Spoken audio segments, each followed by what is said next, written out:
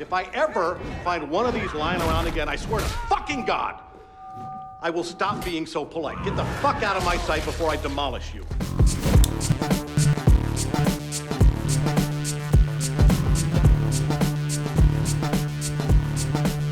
Hello, everyone. It's 2FAST2MOVIE. I'm your host, Alexandra, and here with me is my co-host, Abraham. And we're going to be talking about the premiere of Amazon's original series, Invincible. If you like this and you want to see more, be sure to subscribe and hit the bell for notifications. We upload new videos every week here on the channel. And this is going to be very spoiler heavy, so you've been warned. Get out of here. All right. We're talking about don't go watch it and then come back. So we're talking about episodes 1 through 3 because they released 3 episodes to begin, which is kind of an interesting structure for a show that is then going to be releasing like one each week. Yeah. We've seen that a lot though with or at least a few times now with streaming services. They, WandaVision did that, and then I think The Boys did that for season 2, which was also on Amazon. So I think this is actually a pretty good way to get people invested in a show. I think maybe my main critique of this one was that usually the third episode or the last episode they release in a bundle is where the interest actually is. It all builds to the third episode. I think the first episode actually had the biggest what the fuck, crazy ending. I was not. You're not expecting it at all. Nope. It's so incredibly shocking. Yeah. And so graphic. I'm very glad I wasn't spoiled. People online were saying, don't read the comics, just go in blind. Oh boy. Yeah. I can see how this was created by the same guy who did The Walking Dead. That was gnarly. It was so brutal. And, it kind of reminds me of superhero shows that I would watch when I was a kid, and it's animated and all of that. And there are some very familiar voice actors in it. Oh, yeah. So I think that's where some of the power lays. You have this very typical classic moments and feel of animated superhero series for younger people juxtaposed with insane violence and the very adult comedy, which is fantastic. It's a great tone. I like what they're doing with the world, and I'm excited to see more. So they're killing it. I mean, the cast is incredible too. Obviously, we're starting with Steven Yeun, who is nominated for an Oscar now for Minari, but then also Sandra Oh plays his mom, J.K. Simmons plays his dad, and that's just 3 of the main characters. There are so many stars in this show. Yeah. So I guess why don't we just hop right in, because I just kind of want to get to the meat and potatoes of this thing. So we're going to jump into it. Start with our main character, Mark Grayson, who names himself Invincible, which is so cringy, and everybody points out to him, which I love. But he's your average everyday kid. He gets beat up at school, is trying desperately to get laid. And also his dad is a superhero. So that's the catch of the show. He is working his part-time job, and that's where he discovers that he has superpowers, because he throws a bag of trash literally into space, as he describes. And then he just becomes a full-fledged superhero. He gets a costume, he joins a superhero group, and struggles with the gravity of responsibility to save people. And then, obviously, more importantly, tries to live up to the reputation of his superhero dad. Yeah, that, there was always a weird, and obviously, we're going to talk about the ending of the first episode. But putting that aside, there was a very interesting dynamic between the two. That just kind of, I don't know if unsettling is the right word, but I think that's the best word I can use to describe how I felt. Watching these two kind of interact. There's something that's just a little bit off. I think it's interesting that they started the very beginning of the first episode, the character that John Hamm voices, is talking about how his son, he hasn't been involved in his son's life, and now he is, and he's really proud of his son and how much he's grown as a person. And then he's like a little side character, and then it leads into this bigger father-son dynamic. Yeah.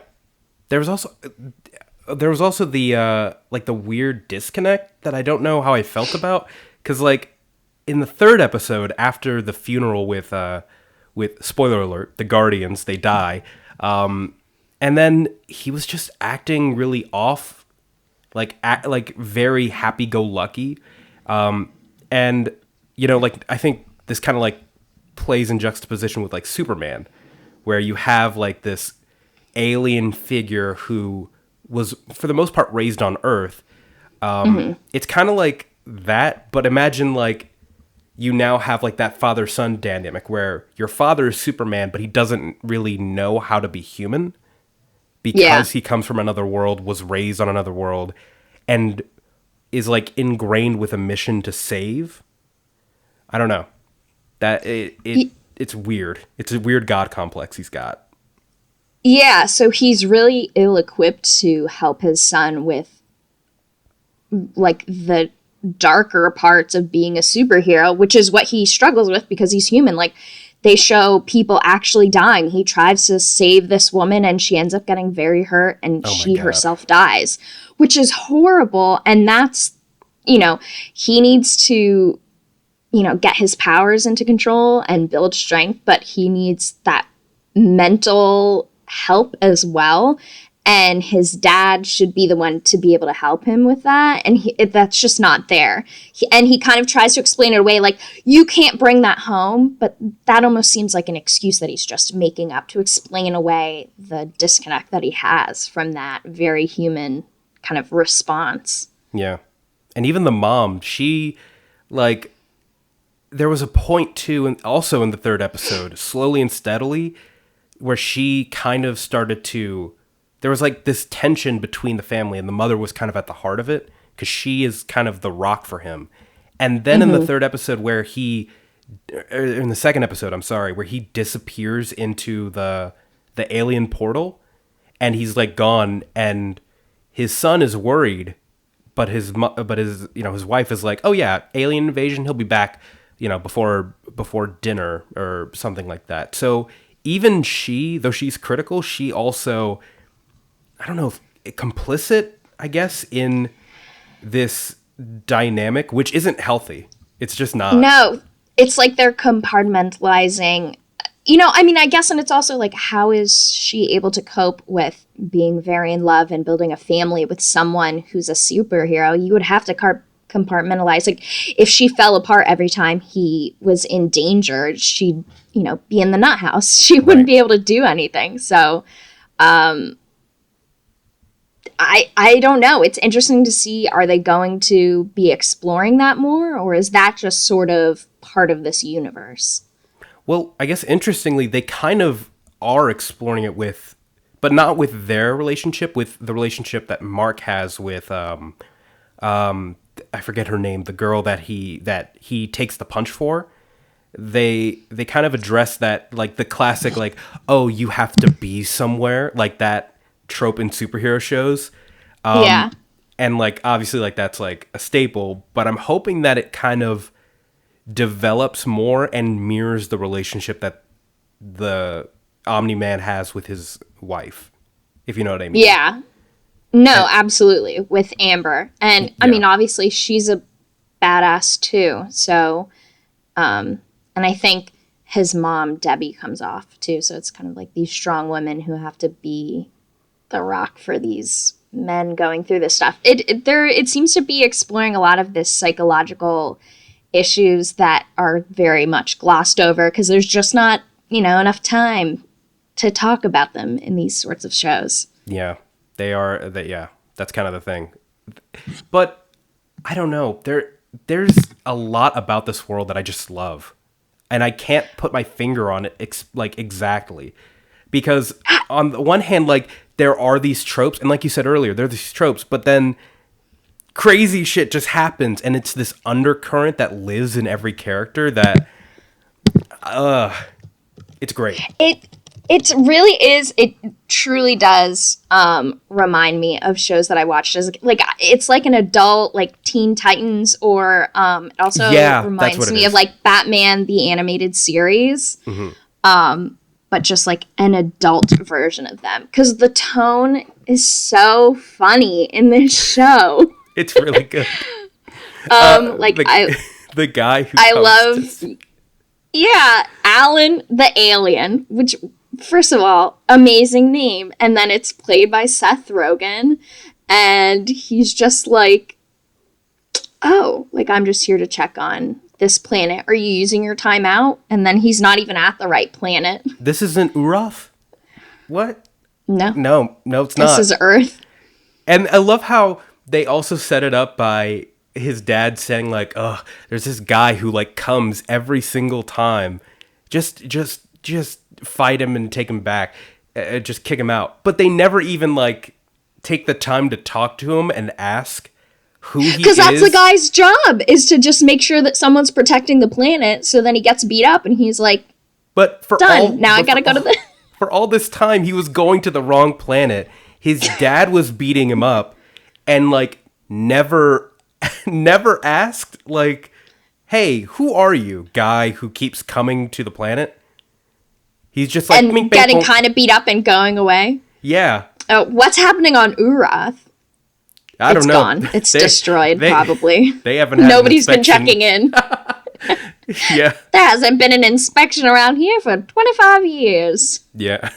There's also the SJ... I said this earlier. The SJW earthquake villain. Oh my God. That they fight at Mount Rushmore. That's hilarious. I thought... Because I remember in the trailer... He seemed like a bigger threat, I guess. Like, it seemed like he was going to be a central antagonist. Nope. Just a guy who doesn't like the institutional racism that is America. I mean, I can appreciate that. Yeah, I'm almost like, as soon as he starts, I'm like, oh, this is very interesting. Is he, like, not really a villain? And then you're like, he has some good points, but ultimately is a villain and must be defeated. I love the line, like, emancipate you from your life. And I love that they address that one-liners are really bad. He said something like I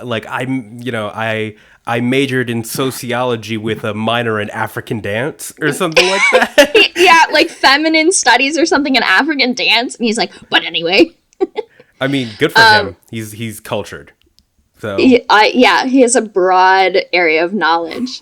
And I think funny moments like that make the dark moments even darker. Like, again, the ending of the first episode was horrific. Yeah. And they set it up to be so typical. Like, you're seeing these little snapshots of each of the, Guardians of the Globe. You're seeing a little snapshot of each of their lives. Because they're kind of being set up to be these big characters that you're going to see more often and you'll get to learn more about them. And then they're just absolutely annihilated. Dude, Fish Guy was just vibing. He was waiting like in his Atlantis paradise going like, man, I'm bored. I want to get called on to do superhero stuff. Oh, I got a call. Great. And then just gets mollywopped by a hammer. Can we talk about, can we talk about that? And Omni-Man, because I don't know how to feel about him.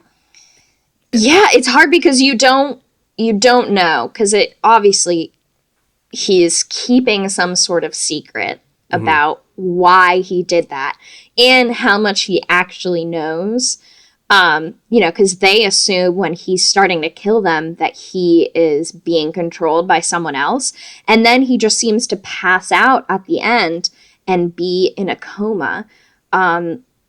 So it's kind of hard to know, but it also makes you question everything that he says. Like when he talks about the planet that he's from and why he's on Earth, is that even the truth? Like, is that why he's really here? There's a lot to dissect. Should we give a recap for those lazy audience members who don't feel like watching the episode? Yeah, because or those Nolan who can't Grayson afford Amazon Prime, I know. Or are boycotting Amazon Prime, which is bust unions. Yep. So Nolan Grayson, who's also known as Omni-Man, is an alien from the planet Viltrum, right? Yeah, it sounds like an evil planet. In Yeah, for hindsight. sure. And a superhero who lives in the suburbs with his wife and teenage son Mark. As he explains to his son, Viltrumites all have incredible powers. They are individually tasked with helping less developed worlds. Yep. I didn't. As I'm reading it. Yeah, as you read that, I went, wait a And minute. Omni-Man volunteered to help Earth and be its sole protector.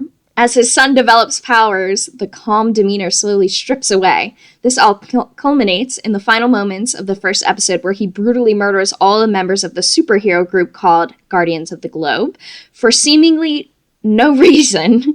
He even goes so far as to cover it up and blame the events on another attacker. A few episodes later, an army of alien soldiers begin to invade Earth. As heroes are able to push them back through the portal they came from, Omni-Man follows behind and proceeds to devastate the alien planet. Though his actions on the planet can be seen as heroic, there's clearly something Omni-Man has not revealed. Yeah. I think it's very clever that they make the aliens who are attacking, we can never understand what they're saying. Yeah, for all we know, there could be a good reason.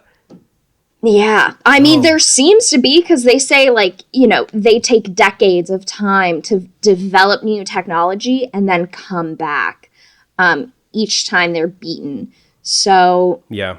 Well, they experienced time differently, so every time they left and, like, the day or maybe hours they were gone was potentially years for them.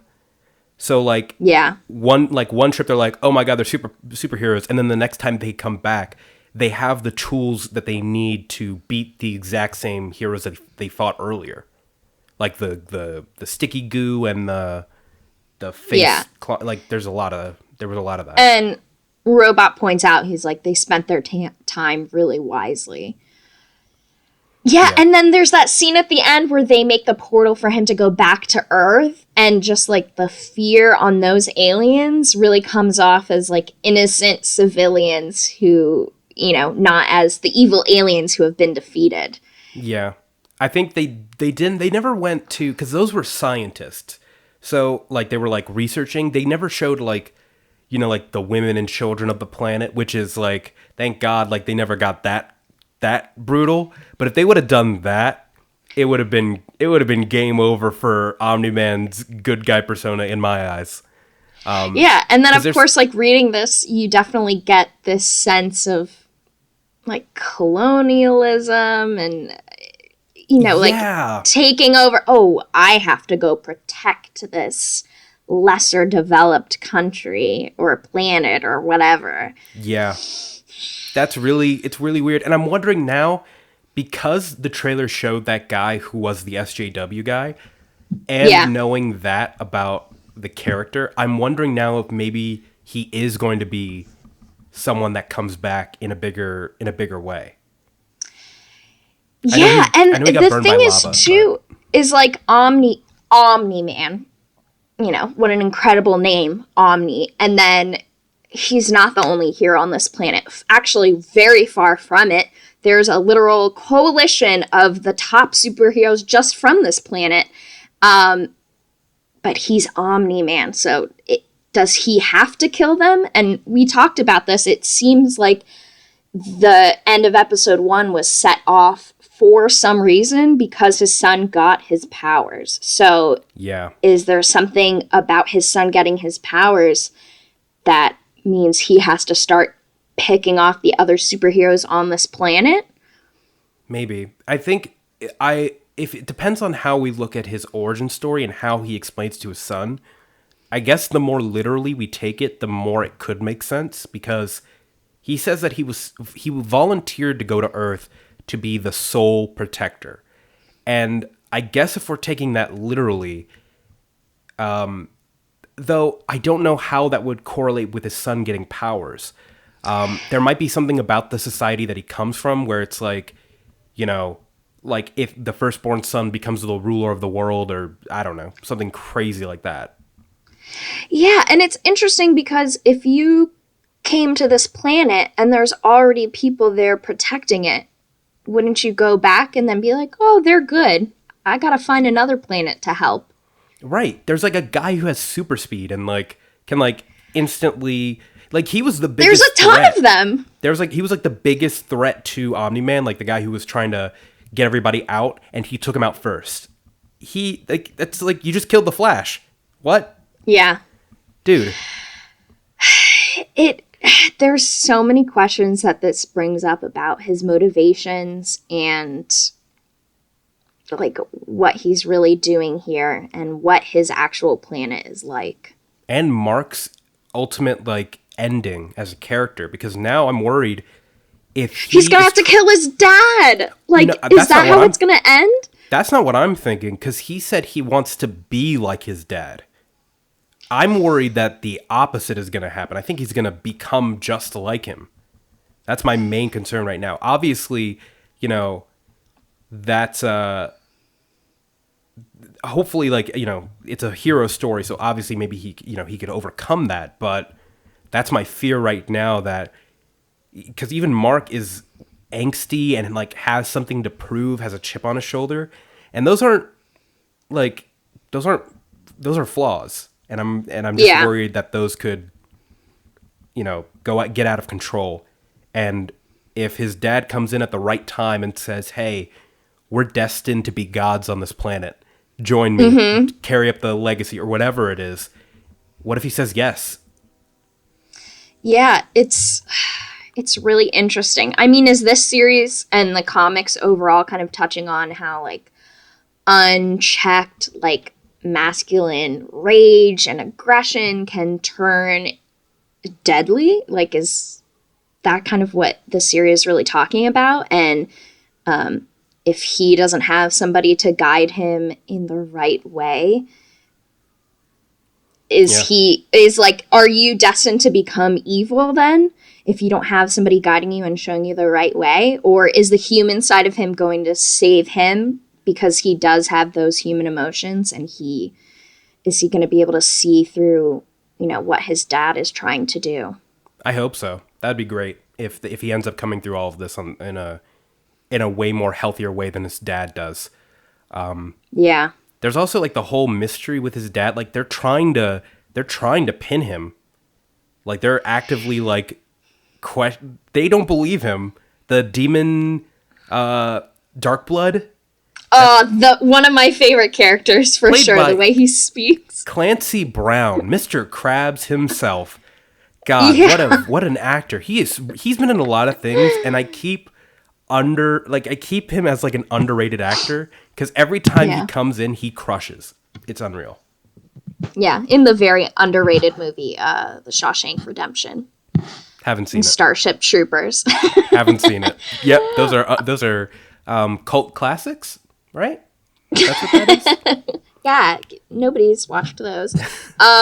Yeah, I think he's one of my favorite characters, and it also, like, his character really opens up the world. It's just like so funny and kind of off the cuff. It's not just a typical superhero. Now there's like demons who are coming up to Earth, and he's also a detective. Like, it's so kind of silly, and I feel like every time he was in the episode, I was like, this is so fun. Like, this is so fun to watch and explore. The cold breath every time he appears, and the way the director's like, get out of here. Who wants you, demon detective? Like, that he's just a guy who's like a private eye, and he's a detective who just magically appears. That's a crazy good concept. I love it. Yeah, and it makes you think, like, who else is in store in this series, because it seems like it's not confined to like a specific type of character like some other series are. It's not just superheroes and supervillains. There's kind of like all these different otherworldly things. Right. It makes me think of like Supernatural too. Yeah, really good. And then of course the ending of the third episode, where Robot, who's been promoted, is letting the clones loose, which also so funny. Oh, that they're constantly harassing each other. That one of them is trying to prove to the other that he's the clone that he's not the clone, but then he ends up dying anyways.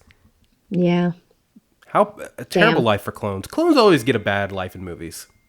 They really do. I can't think of one where the clone kind of wins out.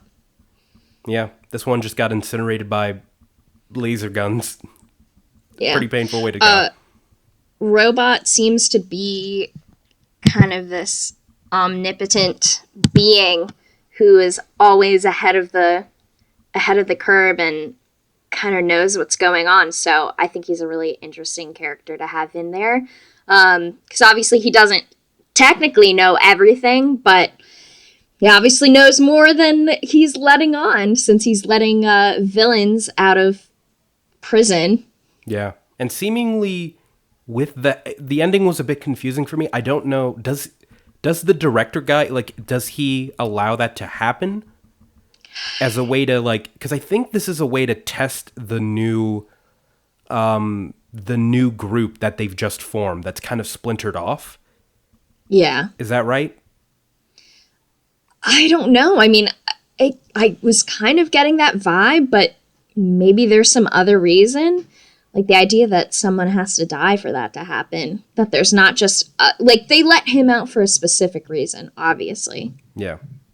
And, I guess that goes back to the beginning of the first episode. Like, the whole reason they're at the White House is to show fear. It almost seems like the two guys are trying to get the Guardians of the Globe on their side. It gave me a very, like, X-Men vibe, where it's like, these people are putting us down, and we need to instill fear in them so that they're not treating us like second-class citizens. Yeah, I'm wondering now if there's more to every villain that we've seen, because actually thinking about the Rolodex, it's the two blue guys who get released and are trying to send some kind of message, the guy who's destroying Mount Rushmore, and then there's the aliens who invade and could potentially have a past with Omni-Man. Like, all three of them seem like they have a lot more underneath the surface than I think I initially, on my first viewing, I think I gave credit for. Yeah, and I mean, we don't totally know the motivations behind the aliens, but the blue guys and the social justice warrior dude are at least somewhat politically motivated, which is interesting and gives kind of a new depth. It's not something you always see in these kinds of series. Yeah, I'm excited to see more. I'm very curious to see where the story goes, because there's like a million directions you could go in. Not a million, maybe like 3. But they're all really good. But they're all really good, and I think they're all very different. So to see what they do, I'm excited to see. Yeah, and it seems like the show is going to have multiple seasons. It's not just going to be a mini series. But it only has like 8 episodes, right? Yeah, but they're really packed. They're like, I think the first one was like 40 minutes long. So I don't think there is a time constraint on each episode's runtime. And thank God for streaming that they can do that. So yeah, I was reading something the director was talking about. Like, obviously the main motivating factor for them to be animated was so they could pack, he was saying, like, we can pack 3 alien invasions into 1 episode. That's just easier to do when it's animated. So I think also they're able to kind of condense some of the themes they're working on a little bit more. And you believe it, and it's paced a little better because it's animated. So you're used to that being a little more fast paced. Right. Yeah. I just don't know. I don't know enough about the source material, so I can't speak on the pacing. If it feels fast, it feels like we learned a lot. Yeah. Yeah. I guess I just need to see more in order to, like, I just need to see more. I just want it to be next Friday already. Yeah, seriously. We didn't even touch on the other teenagers that he kind of fights with. Like, I love Adam Eve. I think it was really cool of her to be like, good for you. You're making out with a chick even though I'm sad. I'm like, damn, that's nice. Yeah, that was great. I like that. Yeah, it's every character seems really nuanced and pretty deep, and I feel like there's a lot of stuff we're going to get from this show. So I guess we're going to have to check back next week. We're going to wrap up this episode of Too Fast, Too Movie. So let us know your thoughts down below in the comments. Don't spoil it for us if you've read the comics. But let us know what you thought of these first 3 episodes, the pacing and all of the characters. And if you like this, check out our coverage of My Hero Academia and The Falcon and the Winter Soldier, which we are also covering here on the channel.